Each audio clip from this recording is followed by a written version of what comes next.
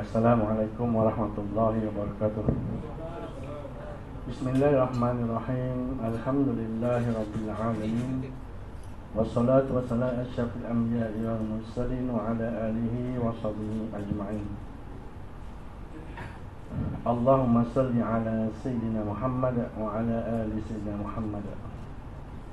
Radina billahi rabba wa bil islam madina wa bi Muhammadin nabiyya wa rasulah wa bil Qur'an imama wa bil mu'minina ihwana. Subhanaka ilma lana ma 'allamtana innaka antal halimul hakim. Rabbi sahli sadri wa yassir li amri wa hlul 'uqdatam min lisani yafqahu qawli. Ya Allah, wahai Tuhan, lapangkanlah dadaku, senangkanlah fikiranku, permudahkanlah pekerjaanku. Hilangkanlah simpulan yang ada pada lidahku, mudahkan pertuturanku. Mudah-mudahan orang yang mendengarnya menjadi faham. Nawaitu ta'lum wa ta'lim wa tazakkur wa tazakir wa nawal intifa wa isfad wa isfad wa isfad masuki bi kisarillah wa sunnati rasulillah wa du'a ila huda wa daratahi rasulillah wa madratihi wa kubihi wa awabihi subhanahu wa ta'ala.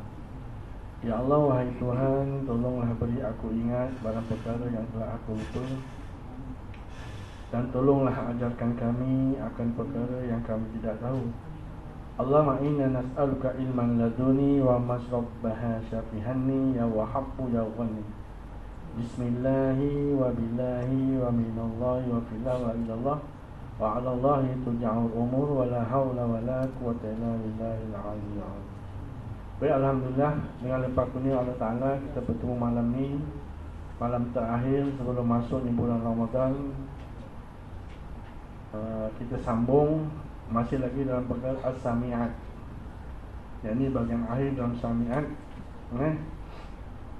Mudah-mudahan ilmu yang sedikit ini ada manfaatnya kepada kita semua, dan mudah-mudahan Allah mempertemukan kita kembali di dalam syurga ini nanti, insyaAllah. Amin ya rabbal alamin. Baik, qala musannif wa ta'ala nafa'ani bi ulumini fi darani amin. Maka berkata pengarang kitab ni, wa an ya'tadi da fadla sahabati radhiyallahu anhum, dan wajib kita iktikadkan akan kelebihan segala sahabat Nabi kita, Nabi Muhammad sallallahu alaihi wasallam, wa tartibahum, dan tertib kelebihan mereka itu. Wajib ini maknanya jazam, tidak boleh ada syak sikit pun. Macam mana kita nak kata? Kita ambil cerita senang macam ni lah. Ramadan ni tarawih 20 rakaat. Maka diceritakan sebahagian daripada asal 3 hari ini tidak ada sirah Nabi buat tarawih 20 rakaat. Betul? Nabi qiyamul lail 11 rakaat. Jadi kita buat 20 rakaat ni, kita siapa ni? Syekh?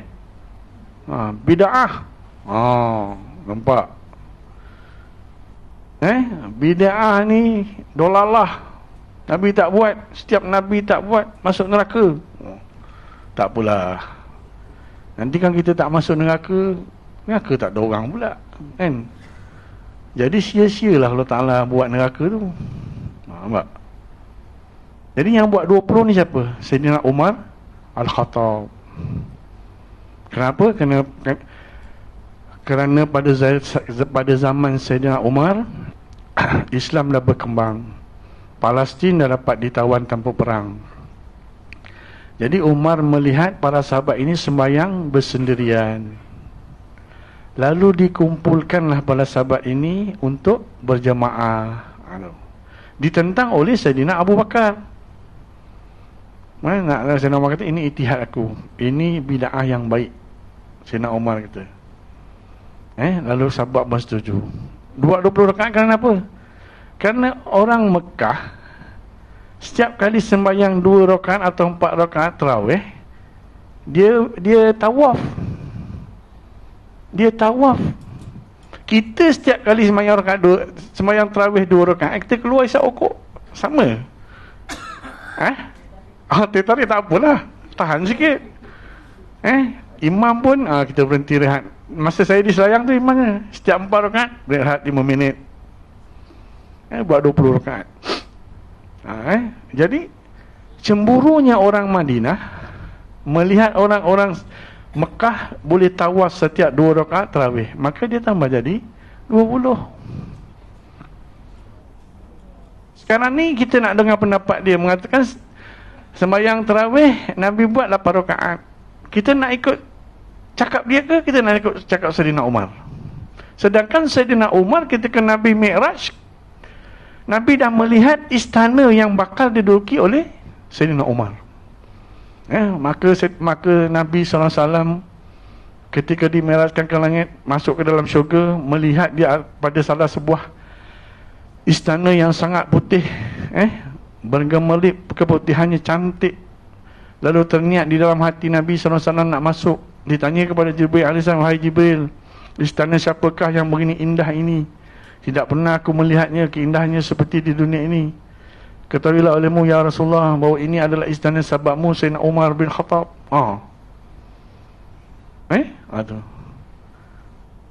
Lalu jadi tak lebih masuk. Ceritanya apa? Kita ikut Sayyidina Umar pun dah garanti syurga. Istananya dah siap dah. Kalau kita ikut cakap dia, ikut cakap si Pulan tu tadi, syurga belum tentu, neraka sudah pasti. Tu masalah. Ini nak kena jaga-jaga ni. Janganlah berbalah di antara kita nak buat tarawih 8 ke, nak buat 20 ke. Keputusan dah dibuat oleh ahli jawatan kuasa. Ikut je lah. Nak buat 8, buat 8. Nak buat 20, sambung di rumah. Tak ada masalah. Tu. Kemudian anna afdalan nasi ba'da Rasulullah SAW.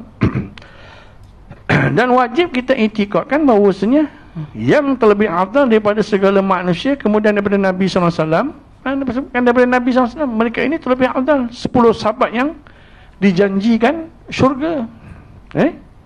Tengok sahabat, apabila Nabi SAW wafat, mereka meninggalkan tanah air dia untuk menyebarkan kalimah la ilaha illallah. Kita ni nak ajak suluk 3 hari pun, tak masalah ustaz, bini saya nanti tak ada orang nak urus anak pergi sekolah. Telefon kena habis, telefon kena, lagi tak boleh ustaz. Nampak macam-macam masalah.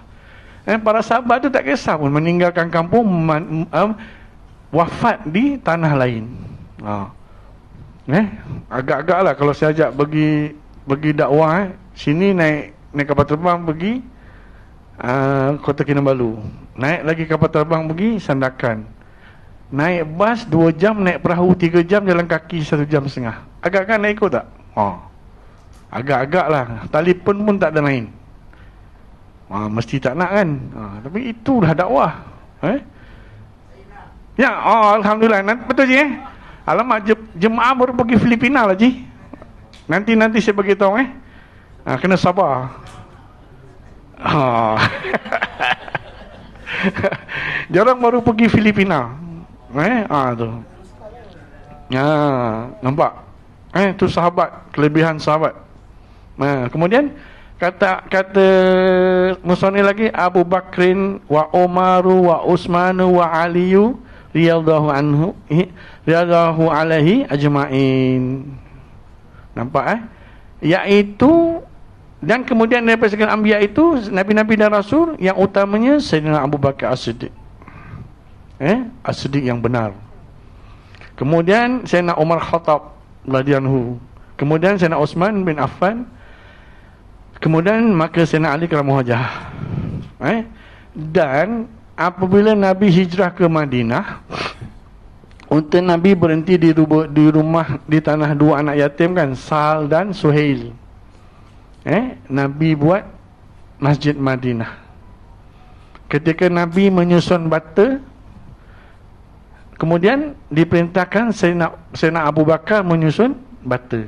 Kemudian diperintahkan Sayyidina Utsman menyusun bata. Kemudian Sayyidina Ali. Sesudah itu baru para sahabat yang lain menyusun bata sehingga menjadi sebuah Masjid Nabawi ketika itu. Jadi mana Nabi dah hints, dah beri isyarat bahawa sesudah kewafatan aku, inilah bakal khalifah, pengganti pemerintahan sesudah aku. Tetapi masyarakat mendatang yang tidak memenuhi hakikat ni, dia mengatakan bahawa Sayyidina Umar dengan Sayyidina Abu Bakar tamak gila kuasa, sedangkan Sayyidina Ali Kamallah sedang menguruskan jasad Nabi SAW. Akhirnya kemuncak daripada perpecahan itu jadilah peperangan Jamal dan peperangan Siffin. Jadilah puak-puak Mu'tazilah, sampailah yang ada hal ni duk membida'ah dan mengkafirkan kita ahli sunnah. Ni nak kena jaga ni. Berpunca daripada tu cerita ni. Tu. Kemudian kata Musanneh lagi, kemudian sahabat Nabi yang 6, iaitu Sayyidina Talha bin Ubaidillah. Siapa dia Sayyidina Talha? Iaitu pahlawan Uhud. Dia kata ketika perangan Quraisy,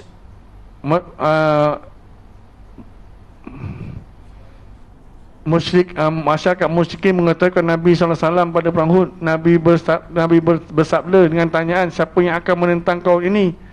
Maka menjawab, saya Rasulullah, itu Sayyidina Talha bin Ubaidullah. Luka pada parang dia sebanyak 36 tetasan pedang. Banyak tu. Kita ni terpotong jari potong bawang pun tak ada. Tu. Rasulullah bersabda, sesiapa yang ingin melihat orang yang syahid yang masih hidup, lihatlah Talha. Nampak? Sahabat Nabi. Nampak? Kemudian yang keduanya siapa? Sayyidina Zubair Ibn Awam. Siapa dia Sayyidina Zubair? Di antara 10 sahabat Nabi yang dijanjikan syurga. Ketika terjadi perang Khandaq, perang yang gali parit tu, orang-orang Islam Madinah dikepung dengan sangat ketat, ditambahi dengan pernyataan orang-orang Yahudi Bani Quraidah. Rasulullah menjawab, siapakah yang akan menolongi mereka? Kaum Quraidah ni. Sayyidina Zubair bin Awam menjawab, saya Rasulullah. Sebanyak 2 kali pertanyaan lalu Nabi bersabda, di antara setiap Nabi dia ada hawari, yakni pembantu. Jadi siapakah hawari Nabi SAW? Iaitu Sayyidina Zubair Al-Awam. Nampak? Kena. Ini semua sahabat Nabi ni hebat-hebat ni. Bukan calang-calang, bukan kaling-kaling. Jauh katalah kan. Ini bukan kaling-kaling. Kemudian apa? Sa'ad bin Abi Waqqas. Siapa yang tak kenal Sa'ad bin Abi Waqqas? Orang yang sangat mahir dalam memanah. Bagi je lah apa tu, Allahumma salli, anak panah kat dia, maka dia dapat memanah dengan tepat. Akhirnya dia berhijrah, berdakwah sampai ke negeri Cina. Chopstick tu berasal daripada Sayyidina Abu Waqqas ni. Jangan kata berasal daripada Cina. Kita tak tahu, nanti kita Cina ke ya? Orang Arab kan suka makan kambing bakar. Kan orang Arab makan kambing bakar. Satu nak makan pegang pakai tangan, panas. Kan? Jadi saat bawa ambil kayu sebatang, cucuk, ambil lagi sebatang, cucuk, boleh koyak, boleh terkopik daging. Makan. Lama-lama jadi budaya masyarakat Cina. Nampak? Yang tak tahu. Jadi salah ke kita? Kata ustaz makan pakai chopstick. Ni orang tak tahu sejarah. Ni Sayyidina Abu Waqqas. Kemudian apa? Sayyidina Sa'id bin Zaid, iaitu siapa dia ni? Sebelum Islam dia tidak pernah menyembah berhala, memakan bangkai dan sebagainya. Beliau berjaya membawa Sayyidina Umar Khattab memeluk Islam. Dianurkan doa yang mabui. Bukan senang nak membawa Sayyidina Umar kan, something besar kampung dusun. Kita jumpa balong kawasan pun dah ketar-ketar dah. Ini pula something Madinah, something Mekah. Andai dia berbicara, akhirnya Sayyidina Umar pun masuk Islam. Kemudian yang daripada Sayyidina Abdul Rahman bin Auf. Sayyidina Abdul Rahman bin Auf ni tak payah ceritalah. Sahabat Nabi yang paling kaya. Berdoa dia minta miskin. Beza dengan kita berdoa minta kaya tapi tak kaya-kaya. Sayyidina Abdul Rahman bin Auf ni berdoa minta miskin. Ya Allah, jadikanlah aku miskin. Kenapa? Kerana aku tidak sanggup untuk menghadapi hisabmu di yaumul mahsyar nanti. Hartaku banyak. Lepas perang apa saya tak ingat. Sehingga ladang kurma sahabat semuanya dah terlalu masak. Ni jadi yang busuk. Jadi busuk terlalu masak dah tak sedap. Sampai sini pun kita tak mau makan, lembik. Tak boleh. Akhirnya saya nak Abdul Rahman bin Auf beli semua kurma yang ada pada ladang sahabat Nabi tu dengan harga yang ketika itulah. Masa tu tak ada SST lagi, tak ada. Beli. Rugi tak apa, demi untuk kemaslahatan para sahabat. Lepas Sayyidina Abdul Rahman bin Auf beli, 2 hari lepas tu datang wakil dari negeri Yaman. Bahawa negeri Yaman ketika itu sedang dilanda wabak. Wabak apa saya tak tahu. Ubatnya yang paling mujarab, kurma busuk. Nampak? Sayyidina Abdul Rahman bin Auf kata, ambillah semua ni, tak nak. Atas perintah raja kami akan beli dengan harga 10 kali lipat. Nampak? Kita pergi, jangan kata orang budak-budak jual kuih apa kan, janda jual kuih tak habis bulan Ramadan pun belum tentu kita nak beli semua. Tapi minat kat janda.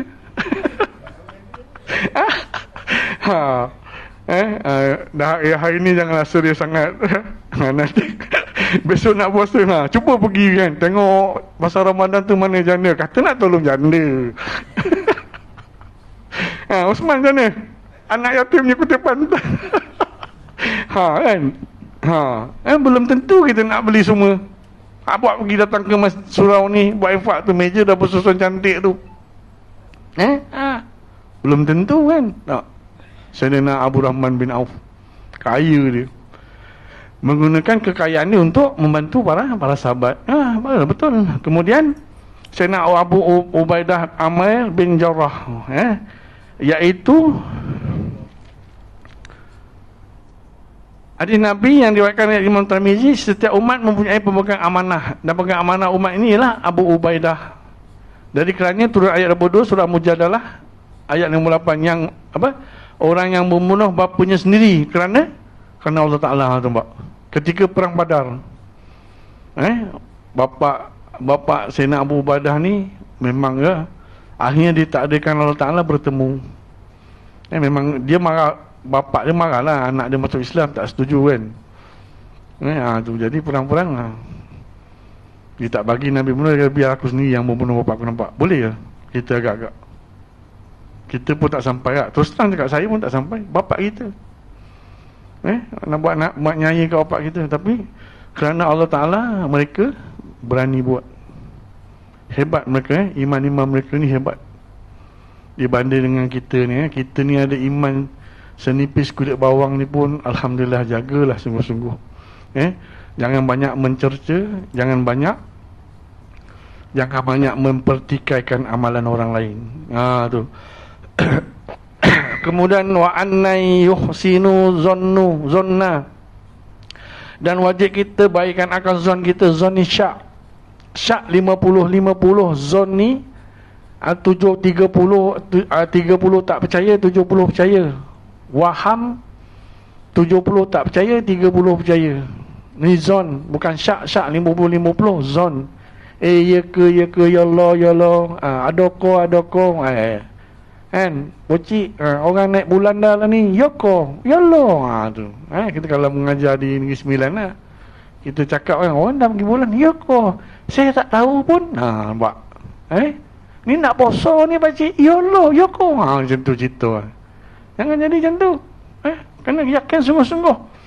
Bijama'i sahabati radhiyallahu anhum, yakni sangka dengan sahabat radhiyallahu anhum, wa yuthni alaihim, dan jangan kita zon akan segala sahabat yang jahat. Memang mereka ini asalnya jahat. Abu Ghafiri dari Punang Ghafar yang berada di pinggiran Mekah. Bila dia masuk Islam, ni nombor something nombor 2 ni, selepas Sayyidina Umar, bila dia mengucap syahadat hadapan Nabi SAW, dia bercakap Nabi SAW, aku akan mengisytiharkan Islam aku di Mekah, di Baitullah. Nabi kata, jangan, nanti kau kena pukul. Aku peduli apa, aku megah, aku menjadi seorang Islam. Hari ni kita ni malu, jadi Islam malu. Nak pakai kopiah malu, pakai seluar pendek tak malu. Itu heran tu. Pertama, jangan jadi orang kaya sangat, nanti tak mampu beli seluar panjang. Orang kaya ni dia pakai seluar pendek je. Tu tabiat orang Melayu yang tak bagus kita ikut. Jadi orang kaya tu tak salah, tapi beli seluar panjang. Satu nasihat saya ni. Kan jadi orang kaya pakai seluar pendek pula. Akhirnya dia mengisytiharkan Islam dia dipukul oleh kabilah-kabilah Quraisy di Mekah. Akhirnya datang Abu Muttalib bertanya kepada, cakap dengan Abu Jahal dengan geng-geng dia. Abu Jahal dan geng kan, kau tahu tak yang kau pukul ni siapa? Ini Abu Zar dari kabilah Ghafiri. Bila dengar Abu Zar dari kabilah Ghafiri, masing-masing terkejut. Masing-masing angkat tangan, cuci tangan, seorang-seorang berunduk. Berdoalah kalian supaya ketika kalian berniaga, harta kalian tidak dirampas. Nampak? Sebab orang-orang Mekah apabila nak pergi Syam, dia akan melalui di perkampungan Ghafiri tu. Nampak? Berani. Kita jadi Islam pun kena berani. Tu. Kemudian apa lagi? Kama asna Allah Ta'ala wa rasuluhu alaihim. Kenapa wajib kita itikadkan bahawasanya segala sahabat Nabi kita, Nabi Muhammad SAW itu semuanya adil, lagi soleh, dan lagi wajib kita memuji atas mereka itu seperti memuji Allah Ta'ala dan Rasulnya atas mereka itu sekalian. Sabda Nabi apa?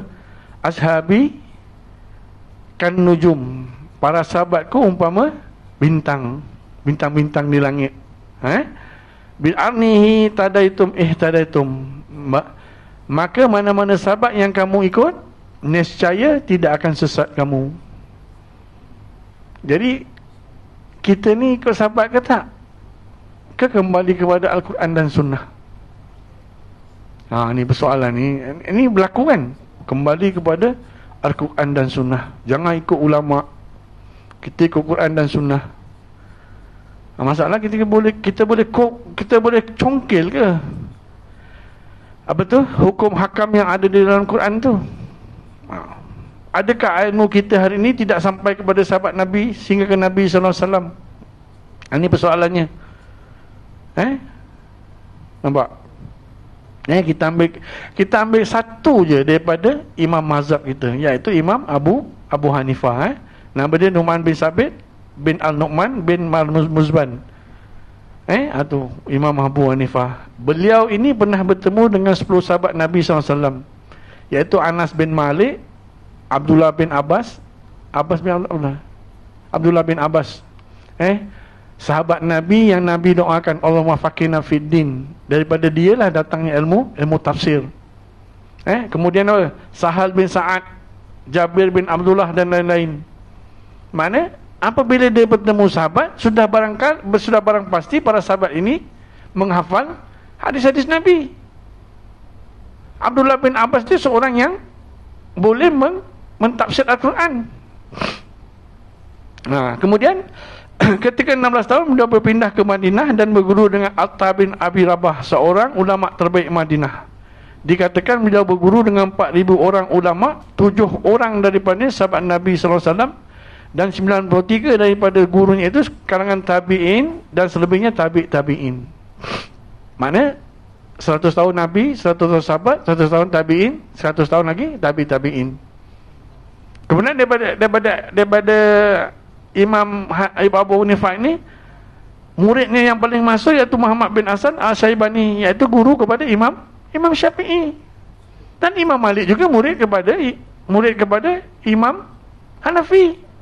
Imam Ahmad bin Hanbal murid kepada Imam Syafi'i. Jadi yang mana yang dikatakan Imam Syafi'i itu orang yang tidak tahu hadis? Ini kan pelik ni. Ustaz kenapa cerita sama ini? Sebab lepas ni kita pergi kepada i'tikad ahli sunnah wal jamaah. Jadi sebelum tu kita rungkaikanlah dulu bahawa ilmu yang kita mengaji ini sampai kepada Nabi SAW. Imam Asy'ari Imam Abu Hasan Al-Asy'ari. Imam Abu Hasan Al-Asy'ari ini yang kita berakidah Asy'ari ini cucu kepada Abu Musa Asy'ari. Abu Musa Asy'ari ini sahabat kepada Nabi SAW. Abu Hasan Asy'ari ini mengolah balik, menulis balik apa yang diiktikadkan oleh datuknya yang yang didapati daripada Nabi sallallahu alaihi wasallam. Jadi yang mana dikatakan kita akidah kita ni tidak sampai kepada Nabi? Nampak? Pelik hari ni. Jadi kita kena jaga-jaga.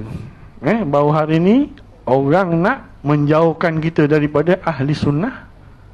Akidah ahli sunnah ni terlalu banyak. Yang terbaru apa ni? Mazhab. Tahu tak? Agama Al-Mahdi. Pernah dengar tak? Nampak. Rajin tengok YouTube ni punya. Pengasas dia siapa?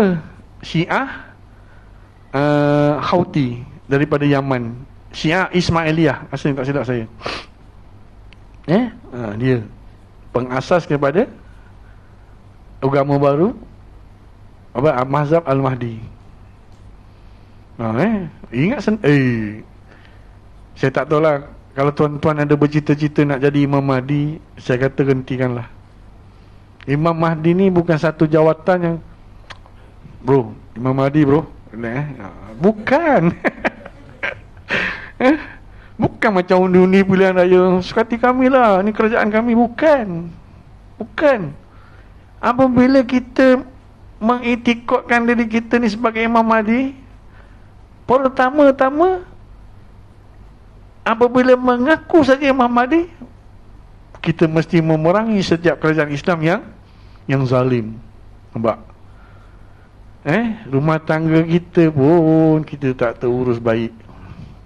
Macam mana kita nak berperang? Sesudah perang dengan negara-negara Islam, kita berperang pula dengan negara kufar. Perang dulu dengan Amerika dan Syiah. Kemudian baru perang dengan Rusia.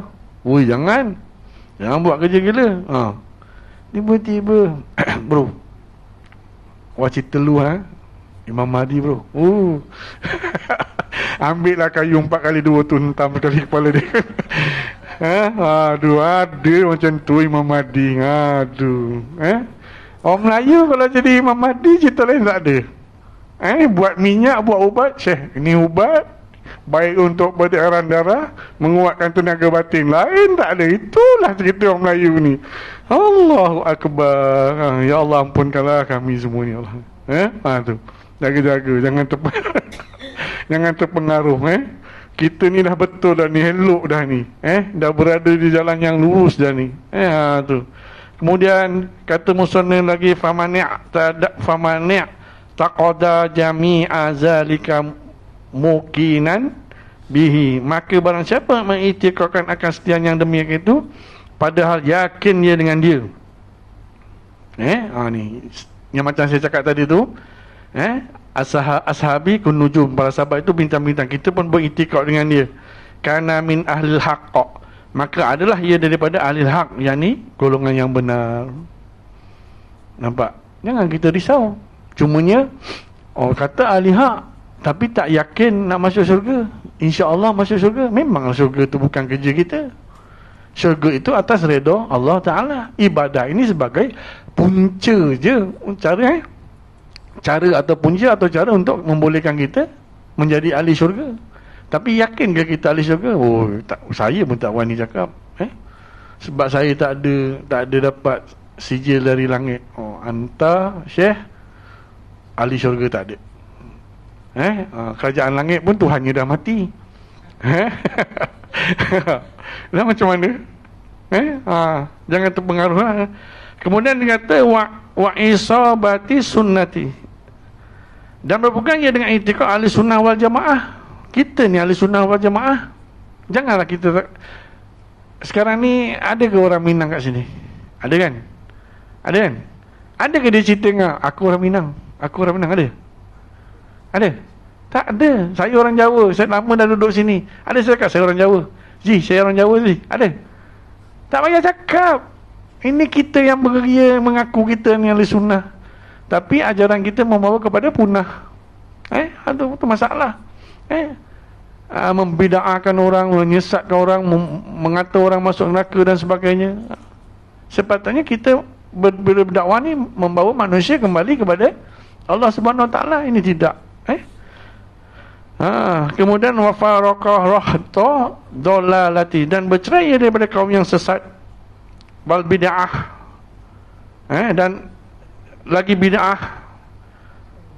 Fanas'alullah, maka kami mohon kepada Allah Ta'ala, kama la yakini lana, akan kesempurnaan yakin dan kukuh agama, walikafati muslimin, dan tetap iman di dalam dunia dan akhirat bagi segala mukmin, innahu ar-rahmanur rahimin. Kerana apa? Kerana Allah Ta'ala itu amat kasih sayang akan hambanya dan terlebih murah akan hambanya. Wabillahi taufiq wal hidayah. Habis bab tu. Dia kata ini satu pasal pada menyatakan jalan memasuk kepada petunjuk di dalam i'tiqad Ahlussunnah wal Jamaah. Tapi saya tak nak bicara bab ni dulu. Sekarang ni saya bicara tentang ilmu kita ni. Ketahui olehmu, ilmu ini dari mana kita ambil? Ada. Barang siapa yang mencari ilmu,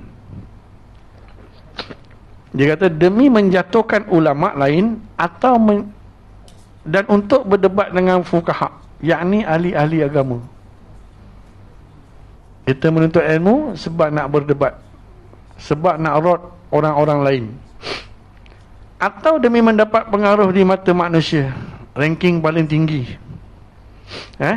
Buat TikTok apa sebenarnya. Kemudian maka Allah akan memasukkannya ke dalam neraka. Ini riwayat, hadis riwayat Ibn At-Tirmizi sabda Nabi SAW. Hadis yang lain bermaksud, barang siapa mempelajari ilmu pengetahuan untuk tujuan selain Allah, ataupun demi mengharapkan sesuatu selain daripada Allah, minta pengaruh, nak pangkat dan sebagainya, maka hendaklah ia merelakan dirinya ditempatkan di dalam api neraka. Persoalannya yang mendasari cabaran umat Islam zaman ini, hari ini, khusus di hujung zaman ini, berpusat sekitar persoalan ilmu. Dan dari mana ilmu itu diambil? Berbagai pandangan dan taksirah dibuat oleh berbagai golongan hinggalah keliru jadinya umum masyarakat. Tu.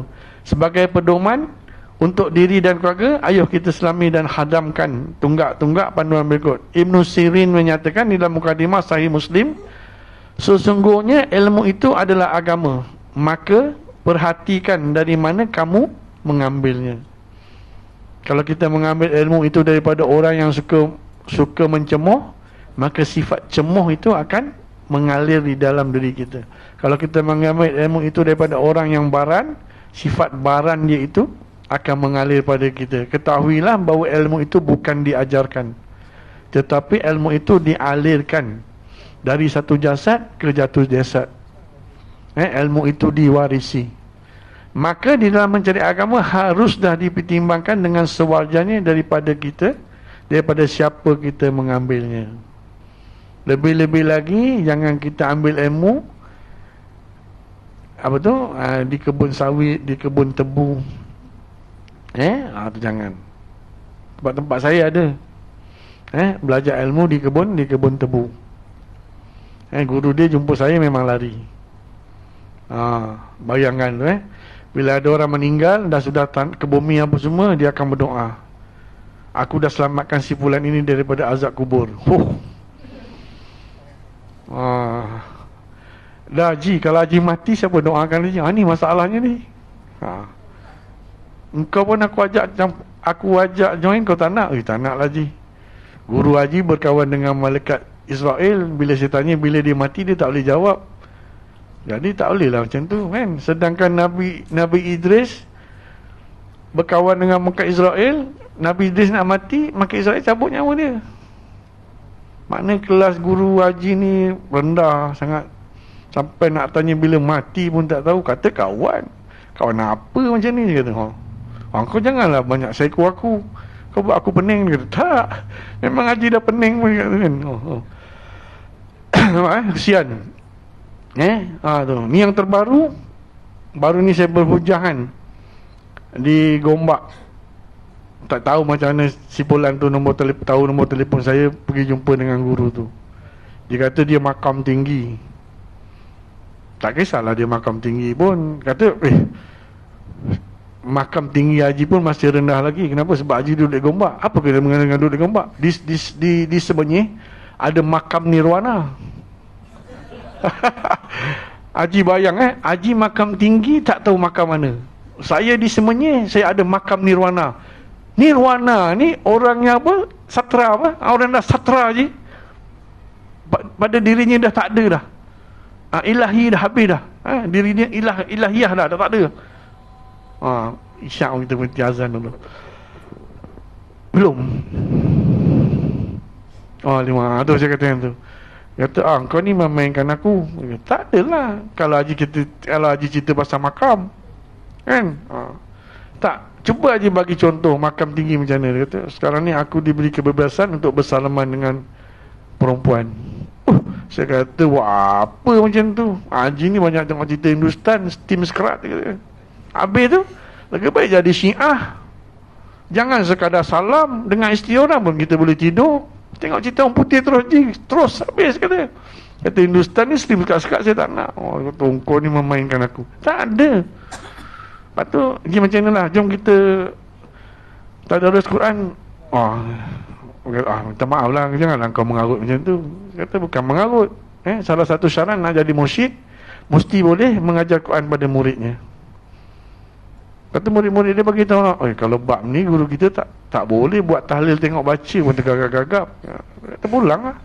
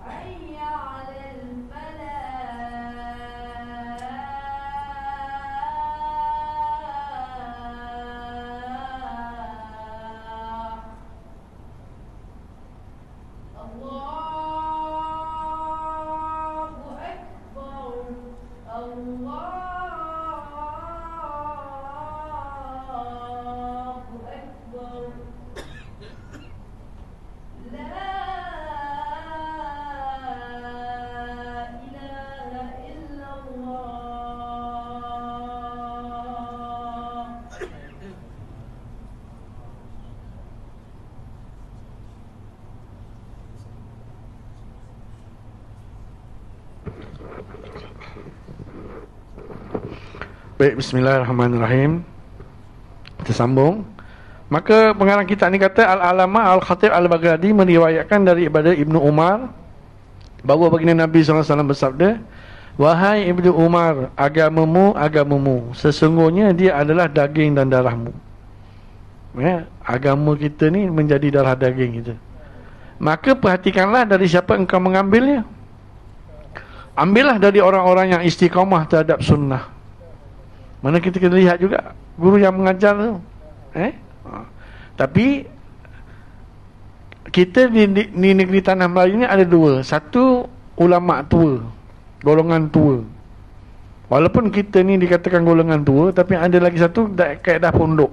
Kaedah pondok ni biasanya dia orang ni jarang pakai jubah, pakai gamis. Jarang pakai kain, pakai baju Melayu. Serban pun jarang pakai. Tapi ada kain serban atas kepala. Tidak semestinya orang pakai jubah macam yang kita pakai, yang saya pakai ni. Tak. Kena ada dua. Tengok dia ni mengaji mana. Kalau dah ada pondok, kebanyakan biasanya mereka pakai kain pelekat, baju Melayu. Itu nak kena jaga, mengekang. Kenapa? Baju Melayu itulah sunnah. Dulu dah bagi tahu kan. Baju Melayu tu sunnah. Samping tu kain yang dilabuh ketika aman. Ketika berperang, kain tu dilipat menjadi samping.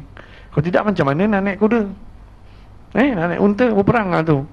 Ambillah dari orang yang istiqamah terhadap sunnah, dan janganlah engkau mengambilnya daripada orang yang menyimpang daripada sunnah. Kita lihat pada diri dia.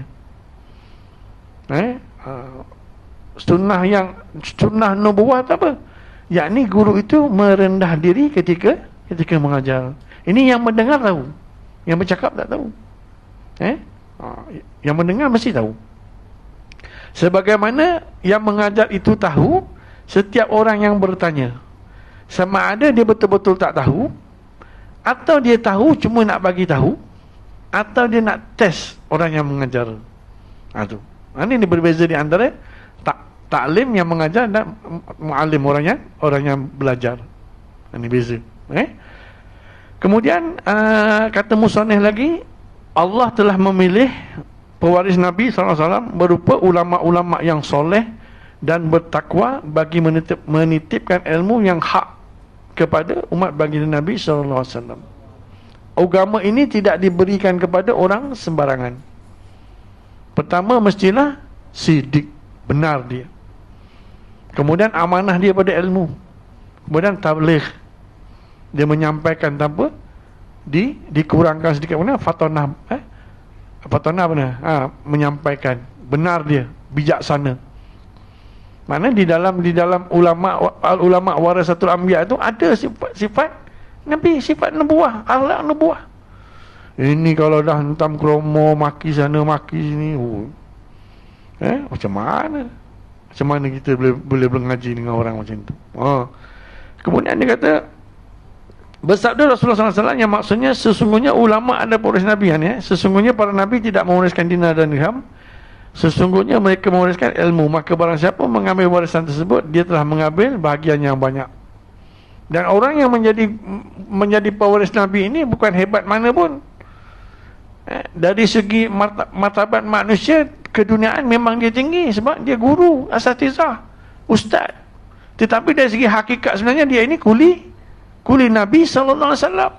Sebelum dia ditanya oleh Allah Ta'ala, ilmu yang aku titipkan kepada engkau, Nabi tanya dulu, apa yang telah engkau perbuat dengan ilmu yang aku bagi untuk kau menyelamatkan umat aku? Ni Nabi tanya dulu. Ini bukan barang mudah. Nak jadi ustaz, duduk atas kursi sedap lain, duduk atas lantai, makan kepala kambing kalau ada kari, tu kaki kambing semua dapat kat ustaz, kan? Tulang dapat kat orang yang dengar, kan? Duit dapat, bekal lagi makan. Jangan ingat mudah. Ada orang belagak jadi ustaz. Aku ustaz bro, ustaz panggil aku ustaz. Pening kepala, kan? Saya nak panggil ustaz boleh, nak panggil abang lagi. Bagus je, panggil saya abang. Suka je. Mengelitik lagi. Bila panggil ustaz, saya kena jaga. Allah, ustaz jaga. Kalau panggil abang, kita boleh peluk bahu. Dia jom ngeteh. Kalau jadi ustaz, nak ajak minum teh ni. Cakap pun jadi saya jadi susah. Nampak? Aduh, tak boleh. Ada. Tentang yang mengajar kat sini pun ada. Tak panggil ustaz, marah. Saya peduli apa? Nama yang bapak saya bagi Ahmad Rizal. Ustaz, tuan-tuan yang bagi. Ini sultan tak boleh ambil. Gelaran tu sultan tak boleh ambil. Kemudian perbezaan mereka hanya dari segi furuk. Perbezaan pendapat tidak menghalang para imam mazhab untuk teguh bersatu, tetap teguh berpadu pada persoalan akidah. Imam Abu Hanifah, Imam Malik, Imam Syafi'i dan Ahmad bin Hanbal semuanya bersatu dalam pegang ahli sunnah wal jamaah. Kita ambil contoh, kenapa Imam Syafi'i tidak memakruhkan memakan udang, ketam apa semua? Sebab Imam Syafi'i kaul qadim, dia berada di Mesir. Di Mesir kan banyak sumber laut. Jadi dia nampak orang Mesir makan. Jadi makan ketam, makan udang mana? Diharuskan makan. Tidak seperti Imam Hanafi, dia duduk di Baghdad. Orang-orang yang bermazhab Hanafi itu Pakistan apa semua, dia orang tak ada laut. Dia orang tak pernah pun tengok udang tu macam mana. Orang Indonesia pun tak pernah tengok ketam macam mana. Jadi tak boleh, ini tak boleh makan makruh. Tetapi bila dia sampai Malaysia, puak-puak ni ketam, udang semua dah jadi mahal, ikan keli semua mahal. Sebab dia orang yang makan, akhirnya dia orang kena gaut. Betul? Bukan ke Imam mazhab Hanafi tak boleh makan? Kita sekarang sudah Malaysia ikut Syafi'i. Dia cakap macam tu. Nampak? Sebenarnya bergantung daripada imam-imam empat ni hadis yang sampai, kemudian tempat yang dia duduk. Sebab itu perbezaan pendapat. Imam Syafi'i tidak menggalakkan untuk makan daging yang banyak. Tetapi orang-orang di Dagestan, Tajikistan, Uzbekistan, Kelantan semua, mereka tu makanan asasinya daging dan roti. Kalau tak makan daging tak boleh orang panas. Kita makan daging banyak dah tinggi lah. Betul lah Imam Syafi'i itu kata. Nampak? Perbezaannya dari segi sultan, dari segi ibadah, semua sembahyang sama. Kita pergi Arab Saudi ke Pakistan ke apa, sembahyang subuh tetap 2 rakaat. Cuma beza pada kunut tak kunut, itu saja. Akidah ini muncul, kemudian diperjelaskan dan diperkemaskan susunan bangunan keilmuan itu dengan metod penyampaian daripada Abu Hasan Asy'ari dan Imam Abu Mansur Al-Maturidi. Imam-imam ini turut mendakap ilmu tasawuf yang menjadi tonggak kehubungan rohani antara Khalik dengan makhluk. Tetapi ulama pertama yang menyusun kitab akidah iaitu Imam Abu Hanifah, Fiqh Al-Akbar. Semua ulama fiqh termasuk Imam Malik, dia menulis mantan akidah, tetapi disyarahkan oleh Imamiyah Syafi'iyah. Imam-imam yang bermazhab Imam Syafi'i. Sedangkan hakikat ilmu akidah ini ditulis oleh Imam-imam Hanafi dan Imam Maliki. Nampak? Mereka tidak bercanggah, tidak berperang atas sama lain. Imam-imam seperti Imam Junaid Al-Baghdadi, Syekh Abdul Qadir Jilani, Al-Imam Ghazali, Khawaja Bahuddin Nasyabandi, sebagainya, semuanya itu adalah cahaya daripada cahaya kepada jiwa nurani insan. Sedangkan hakikat ilmu ini bukan hanya iman dan Islam saja. Ihsan, martabat tertinggi bagi manusia, sampai kita kepada makam ihsan. Lalu kita Allahumma salli alaihi wasallam, diiktiraf oleh Allah Ta'ala sebagai hambanya. Maksudnya masuk firman Allah Ta'ala kan, barang siapa mentaati Allah Rasul, maka mereka itu bersama-sama dengan orang yang diberi nikmat, iaitu golongan para nabi, pencinta kebenaran, dan orang yang mati syahid soleh. Inilah teman yang baik-baik. Yang demikian itu adalah kurnia daripada Allah Subhanahu Wa Ta'ala. Dari dasar inilah Hujatul Islam Al-Imam Ghazali, Ibnu Hajar Asqalani, Imam Nawawi, dan Imam Jalaluddin As-Suyuti. Ini semua imam-imam Syafi'iyah. Ulama-ulama besar yang hidup sezaman dan selepas daripada imam-imam mazhab yang 4, dengan rendah hati, tanpa iri hati dan atau dengki, terus berpegang kepada salah satu mazhab yang mutabar. Kita ni yang ni Imam Syafi'i tak tepat, ni pendapat Imam Malik lebih tepat. Boleh bertukar kejap tu kejap ni kejap. Payah ni. Nanti akhirat nanti kita nak talik kat mana? Kita nak berpegang pada mazhab. Imam Syafi'i katakan, sesiapa yang berpegang kepada mazhabku, ketahuilah bahawa di akhirat ni aku akan menjadi jurubicara baginya. Sedangkan kita ini tunggang terbalik, kejap Syafi'i, kejap Maliki, kejap Hambali, ini kita nak berpegang pada sama. Sedangkan ilmu kita ni bersauh, berpaut pada satu dengan yang lain. Berantara kau ada, kalau tanya kata, Garib, engkau ni dapat masuk syurga tanpa hisap, kau beramal ni siapa ajar? Ustaz Rizal. Mana Ustaz Rizal? Ustaz Rizal sana tengah mengajar, tengah menyelesaikan masalah anak murid dia yang lain. Pergi panggil dia, saya pun datang. Malaikat duduk kata, betul ni Garib ni anak murid kau? Ya. Betul kau ajar dia gini. Dah macam mana ni, kau banyak hal lagi. Tak apalah, masukkan dia dulu dalam syurga. Hakikatnya murid masuk dulu dalam syurga, bukan guru. Guru banyak lagi. Tapi sebenarnya berada di pinggiran-pinggiran syurga saja. Sebab apa? Kunci itu ada pada Nabi SAW. Kena tunggu Nabi buka pintu baru kita boleh masuk. Nampak? Sampai macam tu sekali. Nah, ilmu yang dikatakan ilmu bersanad tu. Mana apa lagi? Terus berpegang pada salah satu mazhab yang mutabak ini tanpa mencipta mazhab keilmuan sendiri. Nampak? Imam Ghazali siapa yang tak kenal? Imam Asqalani siapa yang tak kenal? Ilmu ini digali rapi penuh teliti daripada khazanah Al-Quran dan hadis sehingga murni dan sejahtera pandangan dan pegang mereka. Mengikut mazhab yang empat pada hakikatnya mengikut mazhab para sahabat dan tabi'in. Kenapa? Kerana ulama mazhab empat merupakan pendukung mazhab para sahabat dan tabi'in mengikut sunnah Rasulullah SAW. Balik pada cerita Imam Hanafi itu tadi.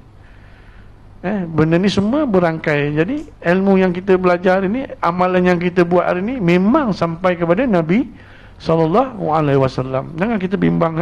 Para ulama mendatang terus memikul tugas memperkasakan, menyebarluaskan bagus, menjelaskan pegangan ini kepada umat Islam sepanjang zaman. Ibnu Hajar menekankan aspek dengan katanya, kami bukanlah ulama, para mujtahid itulah ulama. Kami hanyalah orang yang menyebarkan ilmu dan amal kepada orang ramai. Nampak tu? Hari sekali Sayyidina Umar berkata, aku mendengar Rasulullah SAW, barang siapa merendahkan diri kepada Allah, maka Allah akan meninggikan darjatnya. Ini balik pada tak payah minta. Ini korang jadi ustaz, jadi syekh, pakai baju 5-6 lapis. 5-6 lapis, 2-3 lapis tu nak kena tengok juga. Cuba silap jubah dia. Banyak poket tak? Tak banyak poket, okey. Kalau banyak poket ni jaga. Kalau jadi murid dia, setakat siap surau, kau duduk belakang lah, makan tulang lah. Tapi kalau macam Osman tu datang naik Mercedes, ni murid aku yang utama, duduk sini. Tu pasal poket. Poket penuh kocik. Mungkin tuan-tuan tak pernah jumpa.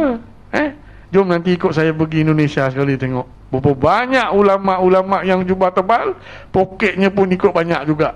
Minta maaf kalau ada orang Indonesia kat sini. Tu. Kemudian apa? Mereka ini sentiasa melihat dirinya kecil, tetapi pada pandangan orang ramai dia nampak besar. Barang siapa berlagak sombong, Allah akan menjatuhkannya dan hilang rasa hormat orang terhadapnya. Mereka ini merasa dirinya besar, tetapi orang lain menganggapnya buruk dan lebih buruk daripada anjing dan babi. Wa'udzubillah min zalik. Ini hadis riwayat Al-Baihaqi. Mudah-mudahan ini saya cakap untuk saya. Ini saya cakap untuk saya, sebab saya yang mengajar kat sini. Mudah-mudahan Allah nampakkanlah benda ni pada saya, jangan sampai saya jadi macam tu. Wallahu alam. Kita pun dekat sinilah. Hari ni cepat sikit mudah-mudahan. Ni sini. Oleh kerana esok lusa dah puasa, hari Selasa puasa insya-Allah. Selasa kan? Berdoalah pula mudah-mudahan puasa tahun ni 29 hari. Sebab kita dah 3 kali ke 4 kali 30 hari. Jadi kemungkinan besar puasa kali ni 29 hari. Jatuhnya Allahumma salli ala Lailatul Qadar mungkin pada malam 25 atau malam 27. Tapi belum sahih lagi. Tunggu ilham datang.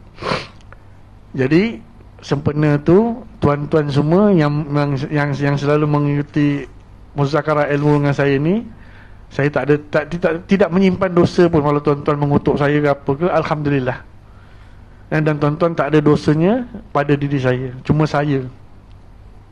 Kadang-kadang kita bercakap ni kita tak sedar. Lebih-lebih lagi pasal sembahyang tarawih 2 rakaat, berhenti rehat isyak ukuk kan. Kalau ada yang isyak ukuk, tersinggung. Dan di satu tempat dia berkata, ustaz saya tersentak hati ustaz bila ustaz cakap isyak ukuk. Saya kata nak isyak ukuk, isyak lah. Tapi janganlah masa buka puasa kan, dah ukuk dah steady, Allah Akbar, Allahu Akbar pun isyak ukuk, janganlah. Minumlah air sejuk dulu, makanlah kurma sebiji dulu. Sebab kita dah berlapar banyak ni, kita masukkan sesuatu yang makruh. Kata kan haram marah kan, kita masukkan sesuatu yang makruh pada diri kita, apa jadi pada puasa kita? Jangan macam tu, ubah sikit je saya kata. Lepas minum air sejuk, makan kurma, pergilah tu. Saya kata kalau nak berjimat pun boleh, Allah Akbar, terus ambil isteri masuk. Tapi minumlah air dulu, jangan kelakabut sangat, kemaruk sangat ni besar saya kata kan. Jangan macam tu. Jadi apa? Saya minta maaf dari ujung rambut sampai ujung kaki kan. Kemudian kalau ada amalan yang saya bagi, saya ijazahkan. Cumanya satu pesanan saya bulan puasa ni, banyakkan istighfar subuh, selepas sembahyang subuh, sebelum tidur malam, paling kurang 100 kali sekali sehari. Kalau nak cantik lagi, zikir la ilaha illallah sebanyak 70,000 kali selama 28 hari. Setiap satu waktu 500 kali. Jadi 28 hari 70,000 kali. Simpan untuk bekalan akhirat kita nanti. Ulama ustaz tak mampu saya nak buat satu waktu 100 kali, 500 kali 28, 56 hari. Oh, tak boleh kau, tak, saya sibuk nak hantar cucu pergi sekolah. Ni nak sekolah 10 kali setahun habiskan 70,000. Tak boleh ustaz. Tak payahlah, kau duduk je lah. Tak payah buat apalah, makan tidur je lah. Apa lagi nak buat? Mudah-mudahan nanti tuan-tuan rasa sendiri, apabila masuk Syawal, rasa sendiri ibadah tu jadi berbeza. Kalau dulu kita ibadah kurang khusyuk ke apa ke, mana ini lepas pada ni, insya-Allah Allah Ta'ala buka sedikit hijab hati kita untuk kita menerima hakiki ibadah solat kita tu, bahawa kita ini bercakap-cakap dengan Allah Subhanahu wa ta'ala. Wallahu alam. Bismillahirrahmanirrahim. Alhamdulillahirabbil alamin, wassalatu wassalamu ala asyrafil anbiya'i wal mursalin wa ala alihi wa sahbihi ajma'in. Allahumma shalli ala Muhammad wa ala ali sayyidina Muhammad. Allahumma faqihna fid din wa alimna takwil. Allahumma futuha bi hikmatik wansul alaina rahmat. Ya zal jalali wal ikram, rabbi yasir wa la tu'asir, rabbi tamim bi khair, Allahumma tamim bi khair, Allahumma tamim bi khair. Wa sallallahu ala sayyidina Muhammad wa ala alihi wa sallam. Walhamdulillahirabbil alamin. Assalamualaikum warahmatullahi wabarakatuh.